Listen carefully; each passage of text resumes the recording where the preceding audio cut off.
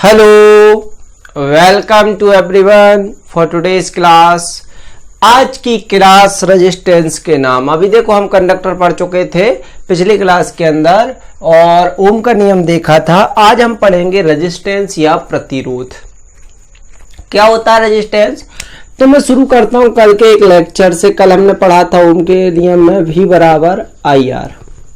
तो क्या होगा? V अपॉन आई बराबर क्या था? आर। कल हमने ओम का नियम जो था उसमें यही चीज पढ़ी थी ना। तो हम कह सकते हैं इस हिसाब से ये R4 होता है रेजिस्टेंस या प्रतिरोध। तो इससे हम इसकी डेफिनेशन क्या बना सकते हैं कि कोई चालक है, किसी चालक के बीच उत्पन्न विभवांतर और उसमें प्रवाहित होने वाली धारा के अनुपात को रेजिस्टेंस या प्रतिरोध कहते हैं। क्या कह सकते हैं कि किसी चालक के मध्य उत्पन्न विभवांतर एवं उसमें प्रवाहित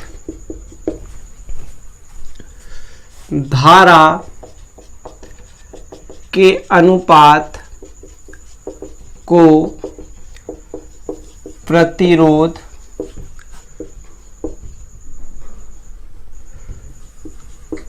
कहते हैं। क्या कह सकते हो कि the ratio of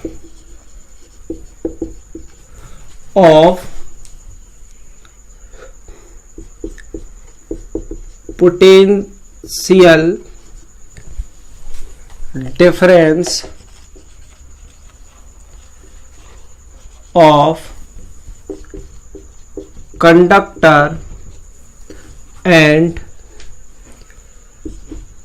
current which flow between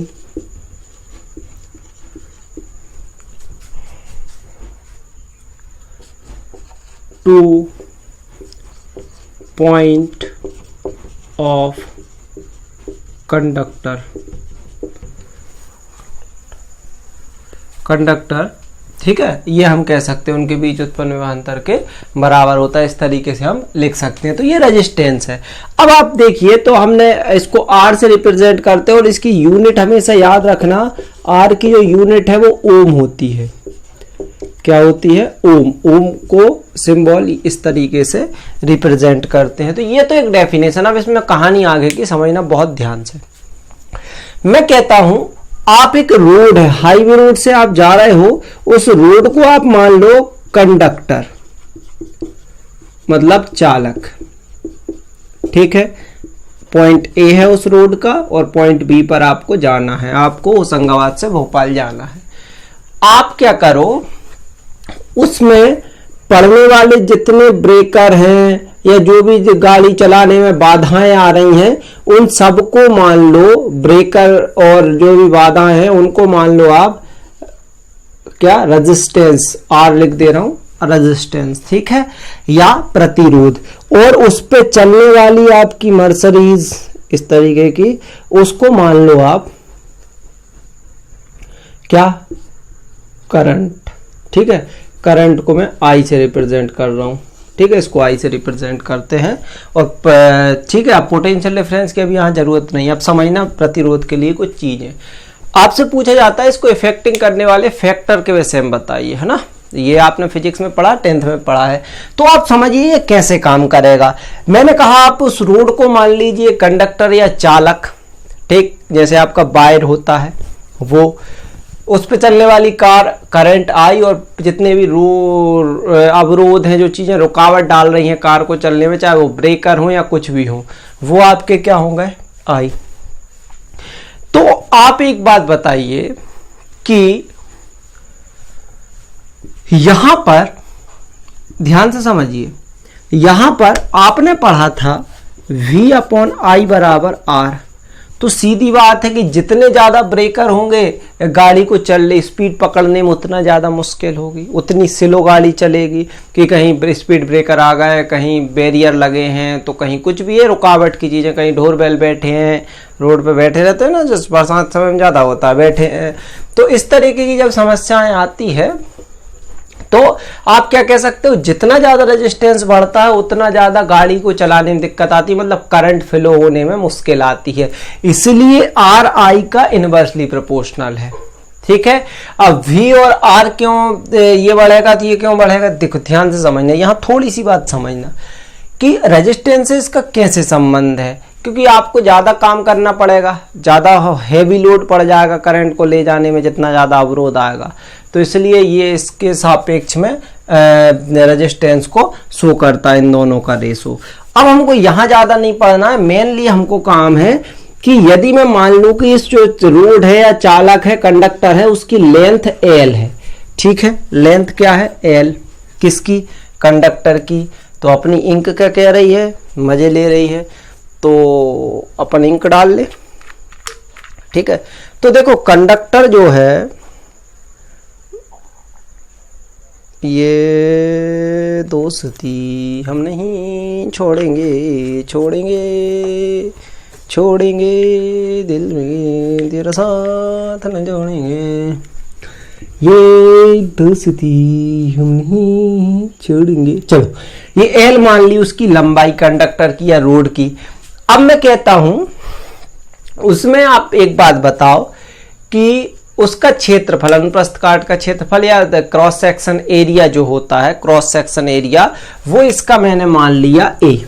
ठीक है, ए मान लिया cross section area. Cross section area को आप इसके परिप्रेक्ष्य में ऐसा मान लो कि रोड कितनी चौड़ी है, तो आप मुझे बताओ रोड जितनी ज्यादा चौड़ी होगी कार उतनी स्लो चलेगी या उतनी फास्ट चलाने में मदद मिलेगी, फास्ट चलाने में जितनी सकड़ी होगी उतना, जितनी सकड़ी रोड होगी उतना कार चलाने में मुश्किल होगी या नहीं, होगी या नहीं,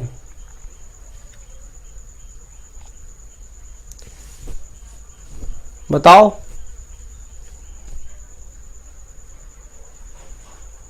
मुश्किल होगी या नहीं, होगी ना। ठीक, तो पतली जितनी कार रहेगी उतनी कार चलाने में क्या होगा, मुश्किल होगी। तो मैं वही कह रहा हूं कि जितना ज्यादा आप रेजिस्टेंस रखोगे उतना क्रॉस सेक्शन एरिया कम होता जाएगा। इसका मतलब क्या है कि जितना कम क्रॉस सेक्शन एरिया होगा उतना रेजिस्टेंस होगा, मतलब जितनी पतली आपकी रोड होने वाली है उतना ही आपको क्या होने वाला है कि ये दिक्कत जाएगी गाड़ी को चलाने में। ठीक है, मैं गाड़ी के एग्जांपल से समझा रहा हूं आपको, इसको चलाने में आपको मुश्किल होगी। अच्छा, दूसरी चीज लंबाई, कि जितनी ज्यादा लेंथ होगी रेजिस्टेंस बढ़ेगा या घटेगा, सोचो। अच्छा एक बात बताओ, आपको 1000 किलोमीटर गाड़ी चलाना है, तो गाड़ी थोड़े समय के लिए तो अच्छी चलेगी, लेकिन थोड़ी बाद जब गर्म हो जाएगी तो थोड़ी सी दिक्कत देगी ना चलने में। तो ऐसा ही यहाँ है कि जैसे ही आपकी लेंथ बढ़ेगी तो रेजिस्टेंस भी आपका क्या होता है, बढ़ जाता है। तो इस बात से हम इस निष्कर्ष पर पहुंचते हैं कि कोई कंडक्टर यदि है, कोई कंडक्टर यदि है उस पर आप करंट को फ्लो कर रहे हो, तो कंडक्टर का cross section area, cross section area, cross section area या अनुप्रस्थ काट का क्षेत्रफल आपका ए है। ठीक है, क्रॉस सेक्शन एरिया आपका ए है, तो क्रॉस सेक्शन एरिया जितना ज्यादा होगा रेजिस्टेंस उतना कम होगा। पहला इफेक्टिंग फैक्टर पूछे ना, प्रभावित करने वाले कारक, तो फट से पॉइंट डाल के और आप लिखते जाना फटाफट। आर और एल क्या होंगे, जितनी ज्यादा लंबाई बढ़ेगी वो दिक्कत देगी, तो हम कह सकते हैं L equal to length of conductor, चालक की लंबाई। ठीक ठीक है, ये लंबाई को रिप्रेजेंट करता है। तो इससे हम एक निष्कर्ष पे पहुंचे हैं। तो R बराबर हो, R इज डायरेक्टली प्रोपोर्शनल होगा L अपॉन A, इन दोनों का मल्टीप्लिकेशन है L अपॉन A। तो R बराबर हो जाएगा रो L अपॉन यहाँ A। तो रो जो है वो शो करता है, ये तो एक कांस्टेंट भी है, और ये शो करता है स्पेसिफिक रेजिस्टेंस। ठीक है, स्पेसिफिक रेजिस्टेंस को ये करता है, या विशिष्ट प्रतिरोध को रिप्रेजेंट करता है।